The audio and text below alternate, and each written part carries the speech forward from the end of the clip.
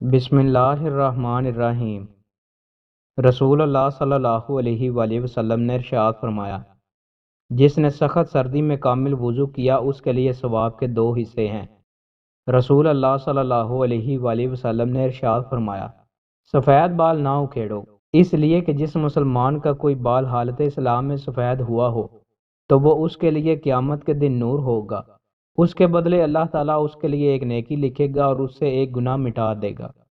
رسول اللہ صلی اللہ علیہ وآلہ وسلم نے ارشاد فرمایا، جب بندہ اعتراف کر لیتا ہے پھر توبہ کرتا ہے تو اللہ بھی رحمت کے ساتھ اس پر رجوع فرماتا ہے۔ رسول اللہ صلی اللہ علیہ وآلہ وسلم نے ارشاد فرمایا، جب عورت پانچوں نمازیں پڑھے، ماہ رمضان کے روزے رکھے، اپنی شرمگاہ کی حفاظت کرے اور اپنے خامند کی اطاعت کرے تو پھر وہ جنت کے جس دروازے سے چاہے داخل ہو جائے۔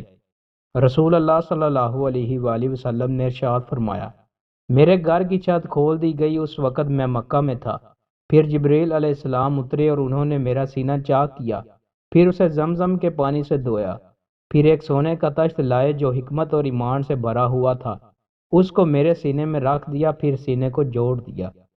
رسول اللہ صلی اللہ علیہ وآلہ وسلم نے ارشاد فرمایا، سب سے افضل شخص سچی زبان والا، متقی پرہیزگار، صاف شفاف، جس میں نہ کوئی گناہ ہے، نہ سرکشی، نہ کینہ اور نہ حسد۔ رسول اللہ صلی اللہ علیہ وآلہ وسلم نے ارشاد فرمایا، نماز کی حالت میں اللہ تعالیٰ اپنے بندے کی طرف متوجہ رہتا ہے جب تک وہ ادھر ادھر نہ دیکھے، جب وہ اپنا منہ ادھر ادھر کرتا ہے تو اللہ تعالیٰ اس سے توجہ منقطع فرما لیتا ہے۔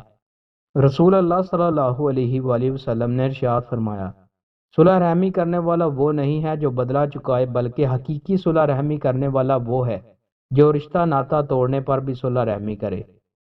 کھانے میں برکت کیسے آتی ہے؟ حضرت عائشہ رضی اللہ تعالیٰ عنہ بیان کرتی ہیں کہ رسول اللہ صلی اللہ علیہ وآلہ وسلم اپنے 6 اصحاب کے ہمراہ کھانا تناول فرما رہے تھے۔ ایک رابی آیا، وہ کھانا 2 لقموں میں کھا گیا۔